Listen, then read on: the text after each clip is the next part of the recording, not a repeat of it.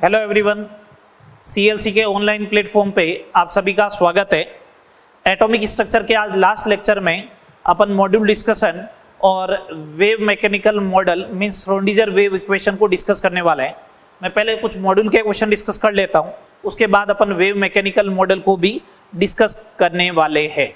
Okay, चलिए सुनिएगा बात को।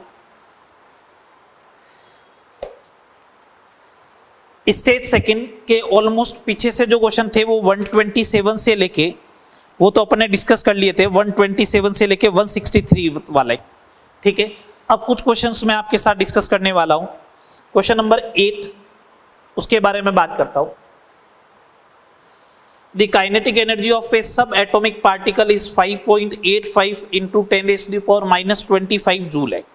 ठीक है, kinetic energy. Calculate the frequency of the particle wave. Particle wave के बारे में पूछ रहा है, सुनिएगा। Kinetic energy E is equal to होता है half mv²। E is equal to 1/2 m into v हो गया मोमेंटम इंटू वी लिख दीजिएगा। ये वेलोसिटी ऑफ पार्टिकल है तो इसे न्यू इंटू लेमडा लिख सकते हैं। 2E इज इक्वल टू, ये हो गया P, ये न्यू, लेमडा की जगह अपन h/p लिख सकते हैं तो p से p cancel, nu is equal to 2E/h हो जाएगा। ये एक फॉर्मूला हो गया। ये पार्टिकल के लिए ध्यान रखना EM वेव का नहीं है। EM वेव के लिए जो न्यू होता है वो E/h होता है। EM वेव का न्यू जो होता है वो E/h होता है। यहाँ पे न्यू जो आया वो 2E/h आया है, बस वैल्यू पुट कर दीजिएगा आप। 2 into 5.85 into 10⁻⁻25 divide by h।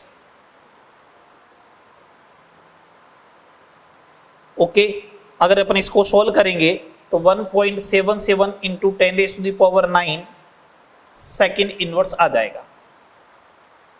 ठीक है बात, ये क्वेश्चन नंबर 8 हो गया। नेक्स्ट बात कर लेते हैं। मैं नेक्स्ट बात करने वाला हूं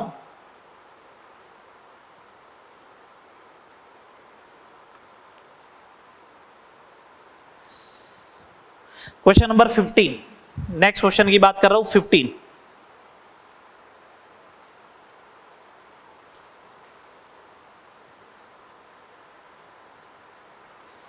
If the ionization potential of atom is 20 volt, then its first excitation potential। अगर आयोनाइजेशन वोल्टेज अगर 20 दे रखा है तो इसका मतलब फर्स्ट सेल में एनर्जी माइनस की 20 इलेक्ट्रॉन वोल्ट होगी, सेकंड में एनर्जी -5 इलेक्ट्रॉन वोल्ट हो जाएगी 1/4। अपन को बोला फर्स्ट एक्साइटेशन पोटेंशियल।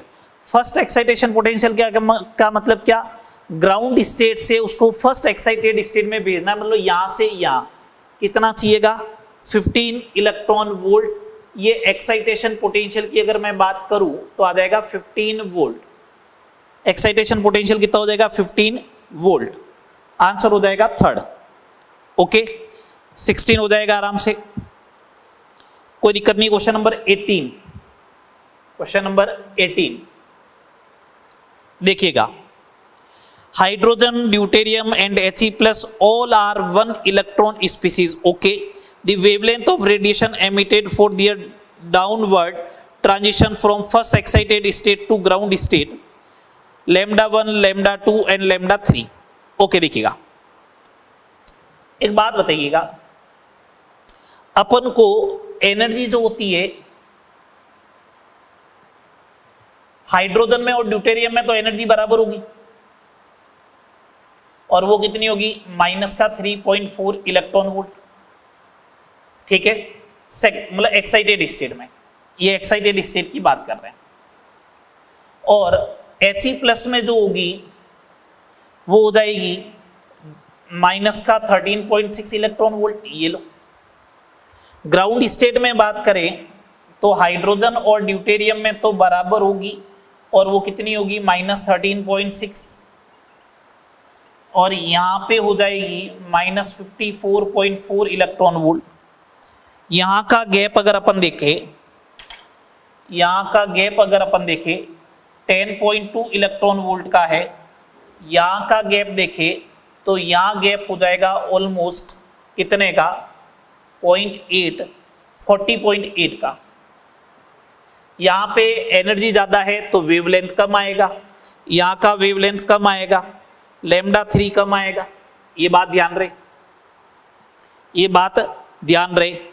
तो मैं ऐसा बोल सकता हूँ, इसका एनर्जी गैप 4 टाइम्स है तो इसका वेवलेंथ भी 4 टाइम्स आएगा, वेवलेंथ 4 टाइम्स आएगा। Lambda 1 is equal to lambda 2 is equal to 4 times lambda 3। Lambda 1 4 times lambda 3 आएगा, लैम्डा 2 भी 4 टाइम्स लैम्डा 3 आएगा, और लैम्डा 1 और लैम्डा 2 तो बराबर आना चाहिए, कोई दिक्कत नहीं है। ठीक है। Question number 20, in which transition hydrogen atom absorption और emission of energy takes place. Energy absorb या एनर्जी एमिट तो तब होगी जब एनर्जी गैप होगा। 3px और 3s की एनर्जी बराबर है हाइड्रोजन में, 3dxy और 3px की भी एनर्जी बराबर है, क्योंकि n के ऊपर डिपेंड करता है। फोर्थ वाले में देखिए 2p से 3p में जाओगे एनर्जी एब्जॉर्ब हो जाएगी, 21 हो जाएगा। क्वेश्चन नंबर 22 देखिएगा, 22 प्रॉब्लम नंबर देखिएगा।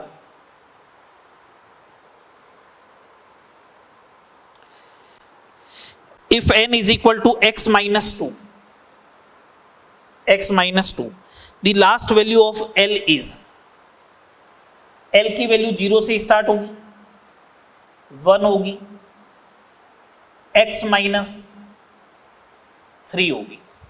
एक कम होनी चाहिए ना, n माइनस 1 होनी चाहिए। n माइनस 1 करोगे तो n की वैल्यू कितनी है, x माइनस 2 माइनस 1 करोगे तो x माइनस कितनी हो जाएगी, 3। तो लास्ट वैल्यू हो जाएगी x माइनस 3, लास्ट वैल्यू क्या हो जाएगी, x minus 3। Third answer is correct. Okay. G सब सेल के लिए L की वैल्यू, S के लिए 0, P के लिए 1, D के लिए 2, F के लिए 3, G के लिए 4। G के लिए L इक्वल टू कितना हो जाएगा, 4 आ जाएगा। ओके, हो जाएंगे क्वेश्चन आपसे हो जाएंगे। 34 तक में कोई दिक्कत नहीं आनी चाहिए, कोई दिक्कत नहीं आएगी।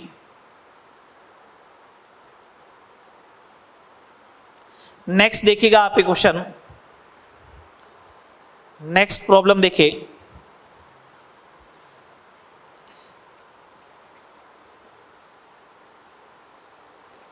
A photon containing 36 number problem देखिए, सिंपल सा क्वेश्चन है। A photon containing 12.09 electron volt energy is completely absorbed by the ground state electron of hydrogen atom, then its excited state will be, क्या होगा। देखो -13.6 है, अगर आपने 12.09 का अगर फोटोन दिया है तो उसमें से वो यूटिलाइज कितना करेगा, 12.09 का दिया है तो देखो क्वेश्चन नंबर 36, 13.6 माइनस 3.4 माइनस 1.51, ये गैप देखिएगा 12.09 इलेक्ट्रॉन वोल्ट का ही है। ये देखिए, अगर ये एब्जॉर्ब कर लेता तो सीधा यहां से यहां तक पहुंच जाएगा। इसका मतलब कौन सी एक्साइटेड स्टेट में पहुंच गया, सेकंड। n इक्वल टू 3 है, सेकंड एक्साइटेड स्टेट में पहुंच चुका है वो। ओके, चलिए ठीक है। Question number 38, if a photon of 10.8 electron volt, board साफ कर देते हैं एक बार।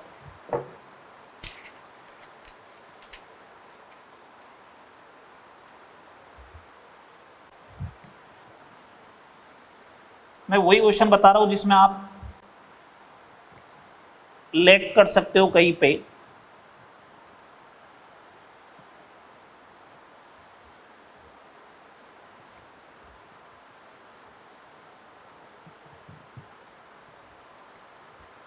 देखिएगा 38 number problem, if a photon of 10.8 electron volt energy falls on hydrogen atom. एक बात बताता हूं, एनर्जी क्वांटाइज फॉर्म में आनी चाहिए। 10.8 की एनर्जी की रिक्वायरमेंट नहीं होती कभी भी, 10.2 की जरूरत होती है। तो 10.8 का डालोगे तो इलेक्ट्रॉन एब्जॉर्ब ही नहीं करेगा एनर्जी को, तो वो फोटोन जो होगा will come out from atom with 10.8 electron volt energy. Electron energy absorb भी नहीं करेगा, या तो आप 10.2 का डालो या फिर जैसे अभी आपने डाला था 12.09 इलेक्ट्रॉन वोल्ट का, ऐसे डालो।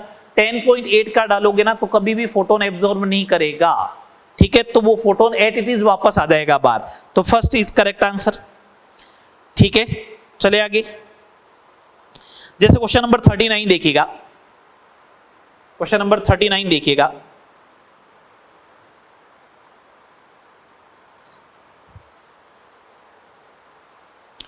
Energy of electron of hydrogen atom in excited state -3.4 electron volt. अब अपन को मालूम है ये n इक्वल टू 2 होना चाहिए, यहाँ पे तो n इक्वल टू क्या होना चाहिए, 2 होना चाहिए।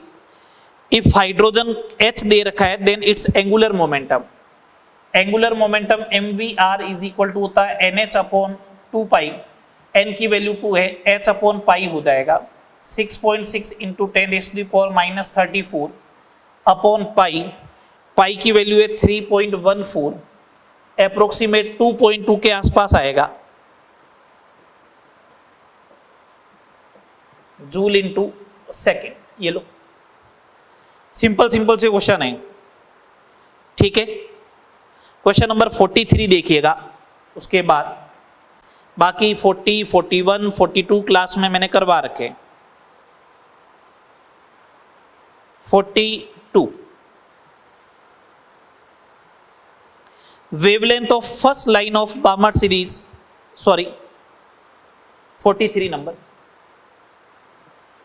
wavelength of first line of Balmer series is 6563 angstrom। अब ये ionization potential of hydrogen atom will be, hydrogen का तो 13.6 इलेक्ट्रॉन वोल्ट ही तो रहेगा, हाइड्रोजन का तो 13.6 इलेक्ट्रॉन वोल्ट ही रहेगा, इसका कोई लेने देना ही नहीं इससे तो, ठीक है। आयोनाइजेशन पोटेंशियल, ये तो आयोनाइजेशन एनर्जी हो गई, और आयोनाइजेशन पोटेंशियल जो होगा वो पोटेंशियल के लिए ये माइनस कर दो 13.6 volt, first is correct answer, ठीक है, कोई दिक्कत नहीं, सारे क्वेश्चन हो जाएंगे। क्वेश्चन नंबर 53 देखिएगा नेक्स्ट, 53, बाकी सारे आपको क्लास में करवा रखे हैं, जैसे 49 है वो लास्ट क्लास में मैं डिस्कस करके गया था, स्टेज 4 में था ये question. Question number 53, the atomic number of element is 17, means chlorine की बात है, okay. The number of orbitals containing electron pair in its valence shell is, कितने ऑर्बिटल्स में, तो सुनिएगा 1s2, 2s2, 2p6, 3s2 and 3p5, ये valence shell है, last class में भी डिस्कस किया था अपन ने, ये लीजिए। The number of orbitals containing electron pair in its valence shell, electron pair होने चाहिए 1, 2, 3, 3 ऑर्बिटल हो जाएंगे जिसमें इलेक्ट्रॉन पेयर्ड हो रखे, ओके। कोई दिक्कत नहीं है। नेक्स्ट देखिएगा, नेक्स्ट प्रॉब्लम देखिएगा आप, question number 65, 65, the configuration 1s2, 2s2, 2p5, 3s1, देखिए 1s2, 2s2, 2p5 and 3s1 ये आ गया। shows excited state of O-2, excited state of neon, excited state of fluorine, ground state of fluorine atom, ये आपको electronic configuration दे रखा है। अब देखिएगा इसमें पहले तो इलेक्ट्रॉन काउंट करें आप, क्या काउंट करोगे, इलेक्ट्रॉन, ठीक है। तो इलेक्ट्रॉन अगर आप काउंट करते हो, इलेक्ट्रॉन काउंट करते हो, 10 इलेक्ट्रॉन है, वो O-2 में भी होता है, O-2 में होगा या फिर किस में होगा, नियोन में होगा।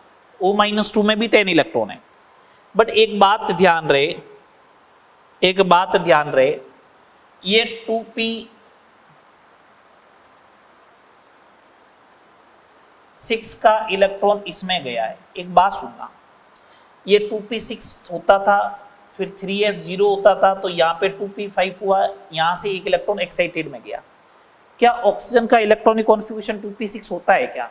नहीं होता है। ऑक्सीजन का इलेक्ट्रॉनिक कॉन्फ़िगरेशन तो 2p6 होता ही नहीं, तो इसका आंसर हो जाएगा अपना क्या? नियॉन सीधा। ठीक है, 68 69 आपको करवा रखे थे। Na+2 कैटाइन में कितने अनपेड इलेक्ट्रॉन होंगे? 70 नंबर में हो जाएगा, लास्ट क्लास में बताया था। हाँ, question number 71, who modify bore theory by introducing elliptical orbital for electron path. एक सोमरफील्ड साइंटिस्ट आया था, उसने कहा इलेक्ट्रॉन जो होता है वो सर्कुलर पाथ में रिवॉल्व नहीं करता है, इलिप्टिकल पाथ में करता है। सर्कुलर पाथ तो उसकी एक कंडीशन हो सकती है, ये ध्यान रखना है। क्वेश्चन नंबर 72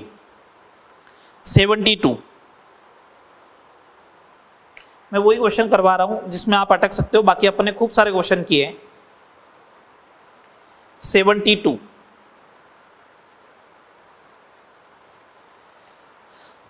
इलेक्ट्रॉनिक कॉन्फ़िगरेशन दे रखा है 1s2 2s2 2p6 3s2 3p6 3d5 4s1। ये तो अगर आपको मालूम है तो क्रोमियम का है, ये इलेक्ट्रॉनिक कॉन्फ़िगरेशन क्रोमियम का है। इट रिप्रेजेंट ग्राउंड स्टेट को रिप्रेजेंट कर रहा है, बस और तो क्या। ठीक है, ऑफ बाउ रूल वैलिड नहीं होगा यहां पे, ऑफ बाउ rule is not valid. Okay, चलिए आराम से हो जाएंगे आपसे।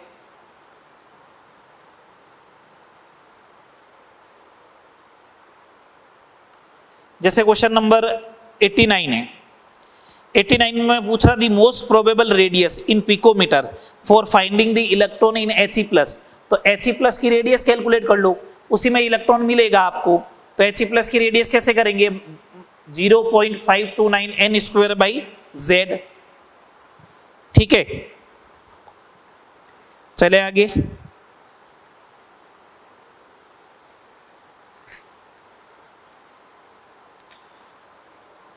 आई थिंक आपसे हो जाएंगे सारे, मेरे को किसी में कोई दिक्कत लग नहीं रही है, क्योंकि मोस्ट ऑफ द केस में सारे क्वेश्चन मैंने क्लास में करा रखे हैं। ठीक है, चलिए मैं अब नेक्स्ट बात करता हूं वेव मैकेनिकल मॉडल की तरफ ट्रेंड करते हैं अपन। वेव मैकेनिकल मॉडल की तरफ ट्रेंड करते हैं। श्रोडिंगर वेव इक्वेशन की बात करने वाला हूं।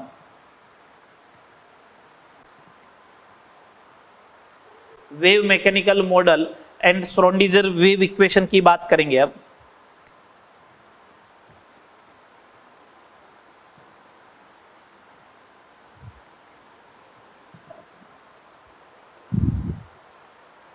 हेडिंग लगाइएगा, वेव मैकेनिकल मॉडल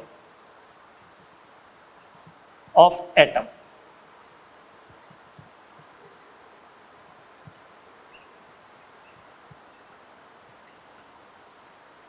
आज तक नीट में इसके ऊपर कभी क्वेश्चन आया नहीं है, ठीक है। Wave mechanical model of the atom क्या होता है, वेव मैकेनिकल मॉडल क्या होता है उसके बारे में बात करते हैं। First of thing, it is based on dual nature of matter.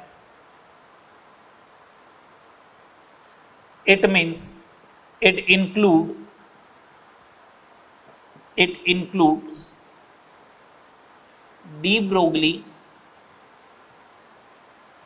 and Heisenberg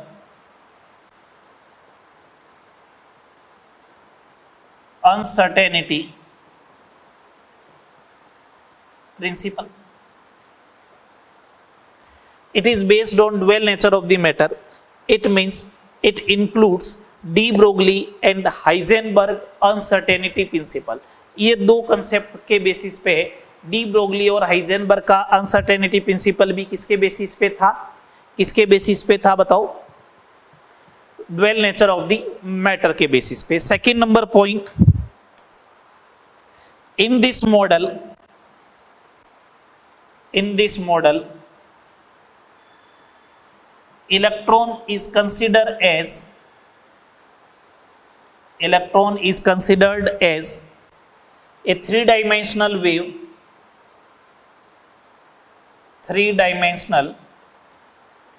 wave around the nucleus, एक थ्री डायमेंशनल वेव कंसीडर होता है, थ्री डायमेंशनल वेव माना जाता है किसको, थ्री डायमेंशनल वेव किसको माना जाता है, इलेक्ट्रॉन को, किसके अराउंड, न्यूक्लियस के अराउंड। और ये बोला भी था वेव नेचर पार्टिकल नेचर होगा, तो इलेक्ट्रॉन का वेव नेचर जो होगा वो डोमिनेटिंग फैक्टर होगा, ठीक है, क्योंकि इसका पार्टिकल नेचर क्या है, कम है। Third number point, Schrodinger wave equation, scientist था श्रोडिंगर वेव इक्वेशन, याद रखनी है, डेरिवेशन अपने सिलेबस में नहीं है, मैं तो कह रहा हूं आज तक कभी कंपटीशन में अपने नीट में भी नहीं आया। श्रोडिंगर वेव इक्वेशन, ठीक है, क्या है, इस इक्वेशन को बात कर लेते हैं अपन। Del square psi upon del x square plus del square psi del y square plus del square psi upon del z square plus 8 pi square m e minus we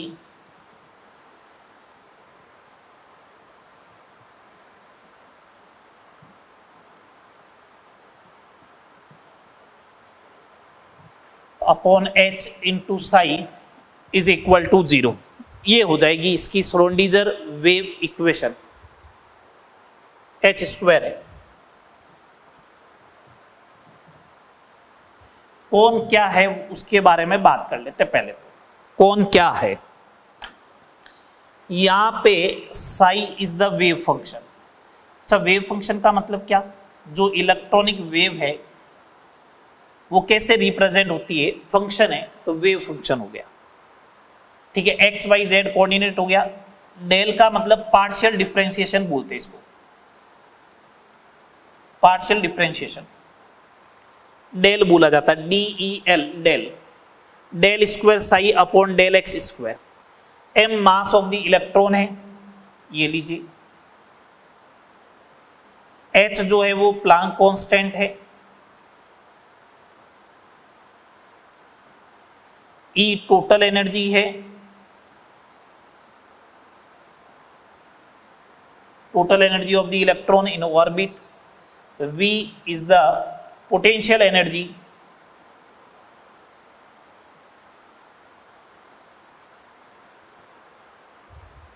ये है, ये श्रोडिंगर वेव इक्वेशन है, ये इसकी terminology है, ठीक है ना, जो टर्मिनोलॉजी काम में आने वाली है वो भी मैंने आपको बता दी। ये Schrodinger wave equation and it's terminology है, ओके। अब सुने बात को, श्रोडिंगर वेव इक्वेशन होगी, टर्मिनोलॉजी होगी, किसके बेसिस पे, ड्यूअल नेचर ऑफ मैटर के बेसिस पे वेव इलेक्ट्रॉन को कैसा कंसीडर किया गया, थ्री डायमेंशनल वेव कंसीडर किया गया। ये किस किस के बारे में, देखो इसका सॉल्यूशन करोगे ना तो तीन वेरिएबल है एक्स वाई और जेड, तो तीन सॉल्यूशन आने वाले हैं, वो देखिएगा किसको रिप्रेजेंट करेंगे। ये किस किस के बारे में इंफॉर्मेशन दे सकता है, तीन सॉल्यूशन से तीन quantum number n, l and m identify हुई थी, अगर याद आ रहा हो तो आप। Fourth number point, it gives the information of, it gives the information of,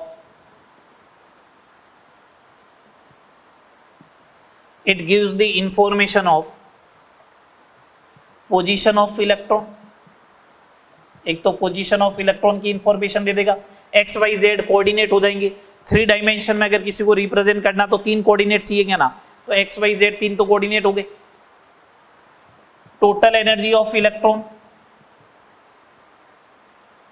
total energy of the electron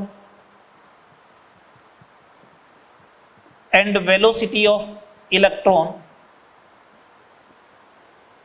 इसकी इंफॉर्मेशन मिल जाएगी। It gives the information of position of electron, total energy of electron and velocity of electron। इन तीनों की information आपको मिलने वाली है, इन तीनों की इंफॉर्मेशन मिलने वाली है। ये कहां से इंफॉर्मेशन आइडिया चलेगा? श्रोडिंगर वेव इक्वेशन के सॉल्यूशन से। किससे? श्रोडिंगर वेव इक्वेशन के सॉल्यूशन से ये इंफॉर्मेशन आपको मिलने वाली। ठीक है, इसमें सबसे इंपॉर्टेंट अगर कुछ है तो वो है wave function and wave function. Sai, ये क्या होता है? वेव फंक्शन साई, देखिएगा क्या है wave function. It is the amplitude of, it is the amplitude of electronic wave।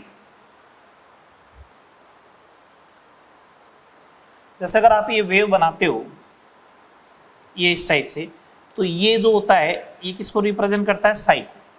ये एम्पलीट्यूड को रिप्रेजेंट करता है। It has no physical significance, इसका कोई भी फिजिकल सिग्निफिकेंस नहीं है।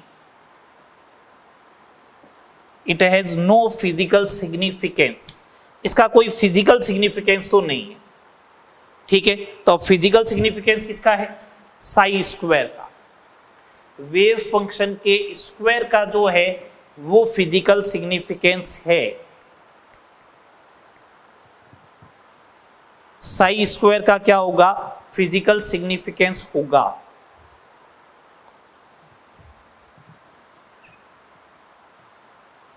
Sai square,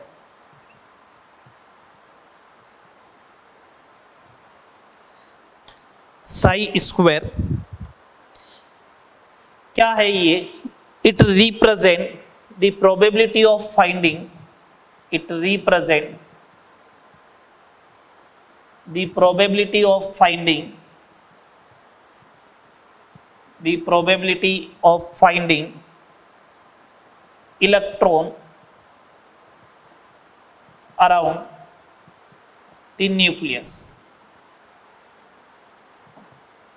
It represents the probability of finding electron around the nucleus। जहां पे साई स्क्वायर की वैल्यू मैक्सिमम होगी वहां पे probability of finding electron, probability of finding electron maximum होगा। और जहां पे साई स्क्वायर की वैल्यू 0 होती है वहां पे इलेक्ट्रॉन फाइंड होने की प्रोबेबिलिटी मिनिमम, जिसे अपन क्या बोलते हैं? नोड बोलते हैं। ये पहले भी बात हुई थी। तो साई स्क्वायर की वैल्यू जहां पे मैक्सिमम है, probability of finding electron maximum होगी, उसी को अपन क्या बोलेंगे? उसी को अपन बोलेंगे ऑर्बिटल। उसी को अपन क्या बोलेंगे? ऑर्बिटल।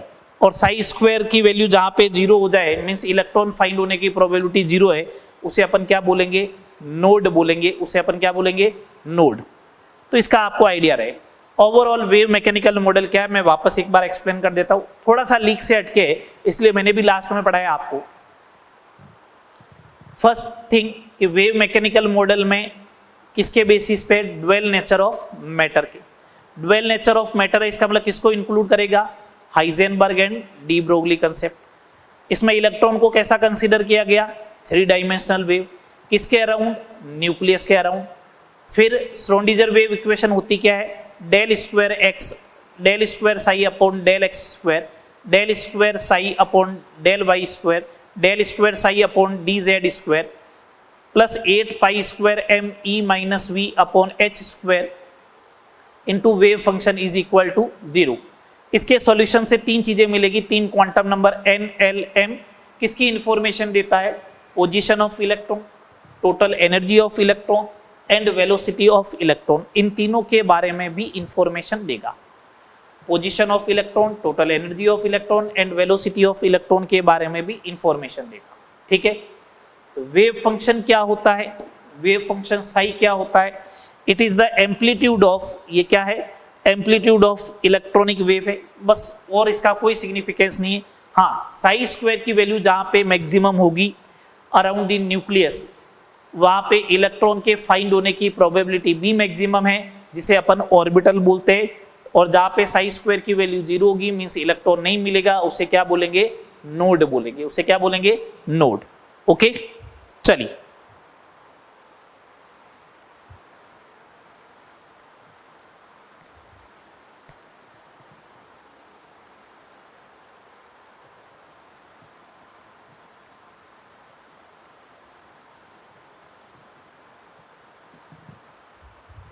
देखिएगा इधर, नेक्स्ट पॉइंट देखिएगा, ऑर्बिटल्स के बारे में बात करते हैं। किसके बारे में बात करें? ऑर्बिटल। क्या होता है orbital? Orbital is the phenomena, orbital is the phenomena जो कहां से आया है? ऑर्बिटल फिनोमिना है जो श्रोडिंगर वेव इक्वेशंस आया, मींस 3 डायमेंशन फिनोमिना है। जबकि बोर एटॉमिक मॉडल से क्या हुआ था? ऑर्बिट का जनरेशन हुआ। तो अपन बात करते हैं ऑर्बिटल की। Orbital is the space, space का मतलब 3 डायमेंशन में, is the space around the nucleus, around the nucleus where probability of finding electron, where probability of finding electron is maximum. Orbital is the space around the nucleus where probability of finding electron is maximum. Probability maximum होनी चाहिए, जहां पे maximum probability मिलेगी उसी को क्या बोला जाएगा? ऑर्बिटल बोला जाएगा। ठीक है, जैसे अगर ये सपोज कीजिएगा ये न्यूक्लियस है, अब इसके इस रीजन में जो है वो इलेक्ट्रॉन के फाइंड होने की प्रोबेबिलिटी जो है वो क्या है? एस ऑर्बिटल के लिए ऐसा दिखता है, ये इलेक्ट्रॉन के फाइंड होने की प्रोबेबिलिटी क्या है? मैक्सिमम है। ये इस टाइप से, ये इस टाइप से। तो इसको क्या बोलते हैं अपन? इसको क्या बोलते हैं? इस रीजन को जो बोलते हैं, ये जो रीजन आ रहा है ये वाला सारा, इसको अपन क्या बोलते हैं? ऑर्बिटल बोलते हैं। ऑर्बिट सर्कुलर पाथ होता था, ऑर्बिटल 3 डायमेंशन पाथ है। इसका मतलब it is a 3D concept, it is 3 dimensional concept where orbit is the 2 dimension concept, it is 3 dimension concept and orbit is the 2 dimension concept. Okay, ये आपको थोड़ा क्या करना है, इनके बारे में आइडिया होना चाहिए। 3D कंसेप्ट क्या है, 2D कंसेप्ट क्या है। ओके, बस ये डिफरेंस पूछ ले तो आपको ध्यान रखना है। एक ऑर्बिटल में मैक्सिमम 2 ही इलेक्ट्रॉन आ सकते हैं, एक ऑर्बिटल में मैक्सिमम 2 ही इलेक्ट्रॉन आ सकते हैं। ओके, नेक्स्ट अगर अपन बात करें, नेक्स्ट अगर अपन बात करें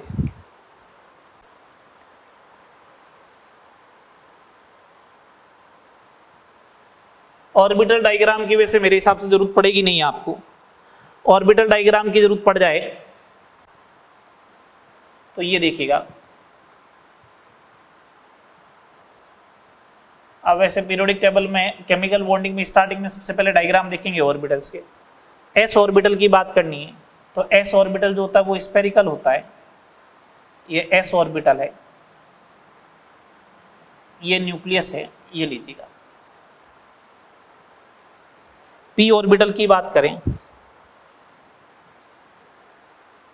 तो जैसे लोब डंबल शेप का होता है तो ये डंबल शेप हो गया। ठीक है,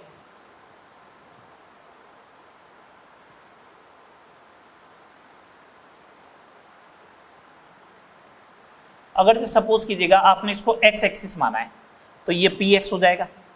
ठीक है, अगर आपने इसको वाई एक्सिस मान लिया, लोब को वाई पे रख दिया तो इसका नाम पी वाई हो जाएगा। और अगर आपने इस लोब को, इसको लोब बोलते हैं, जेड एक्सिस पे रख दिया तो कौन सा हो जाएगा? P Z. ये लोब होती है, क्या होती है? लोब। 2 लोब है, ये लोब और ये lobe. Lobe means LOBE, lobe बोलते हैं। डंबल शेप का है, देखो डंबल ऐसा ही तो होता है, बीच में से उठाने का। ये देखो यहां से उठा सकते हो। ये p x p y p z हो गया। अब देखिएगा ये डबल डंबल हो गया। ये DXY YZ और ZX का यही होगा। बस एक्सिस चेंज करते जाना, XY कर देना तो XY हो जाएगा, YZ करते YZ हो जाएगा, DZX। नॉन एक्सियल है, नॉन एक्सियल का मतलब एक्सिस पे नहीं पड़ी है, देखो। ठीक है, DX² Y² जो होगा ये ऐसा होगा। ये है x, ये है y, तो एक्सिस पे है dx², y²। dz² की बात करें तो dz² ऐसा हो जाएगा, ये z एक्सिस है और एक रिंग होगी जो xy प्लेन में होगी इस टाइप से, it is in xy plane, ये dz²। एक बात ध्यान रखना, dz² में कोई भी नोड नहीं होता है, नो नोड। इसके लिए नोड जो होगा वो क्या होगा, 0। इसके लिए नोड क्या होगा, 0 dz² के लिए। इसके लिए फॉर्मूले से नहीं आएगा क्योंकि इसमें इलेक्ट्रॉन डेंसिटी पूरे में है, इसमें इलेक्ट्रॉन डेंसिटी जो है वो पूरे में है। देखो xy प्लेन में भी है और z में भी है, तो कहीं पे भी ऐसा नहीं मिलेगा जहां पे इलेक्ट्रॉन डेंसिटी क्या हो, 0। तो इसके लिए नोड नहीं होता है, 0 होते हैं, बाकी इन सब के नोड होंगे। f का शेप जो होता है वो तो वैसे भी कॉम्प्लिकेटेड होता है, तो उसके बारे में आपको आइडिया नहीं रखना है। हाँ, ये वाला part exam point of view से थोड़ा कम इंपॉर्टेंट है, इसको अपन इनऑर्गेनिक में भी पढ़ते हैं, इसलिए मैंने बस एक इंट्रोडक्शन दिया आपको कि हाँ ये होना चाहिए। ओके, तो ये अपना एटॉमिक स्ट्रक्चर वाला जो पार्ट है वो कंप्लीट हुआ। मॉड्यूल का स्टेज 1 कंप्लीट था, 3rd कंप्लीट था, 4th कंप्लीट था। स्टेज 2 में भी मैंने 50-60 क्वेश्चन आपके साथ डिस्कस किए, 50-60 से ज़्यादा ही किए होंगे, ठीक है। बाकी सारे रिपीट क्वेश्चन थे जो या तो नोटबुक में करवा रखे या उसी टाइप के, बस वैल्यू चेंज करके आइए, ठीक है। यहाँ तक करें, अच्छे से करें। नेक्स्ट क्लास में एक नए टॉपिक के साथ यूनिट 2 ही रहेगी, इसमें मोल कंसेप्ट का कुछ पार्ट लेके आएंगे, some basic concept of chemistry की बात करेंगे जो फिजिकल केमिस्ट्री का इंपॉर्टेंट टूल्स रहेगा, ठीक है। यहाँ तक करें, मिलते हैं नेक्स्ट क्लास में। Okay, thank you.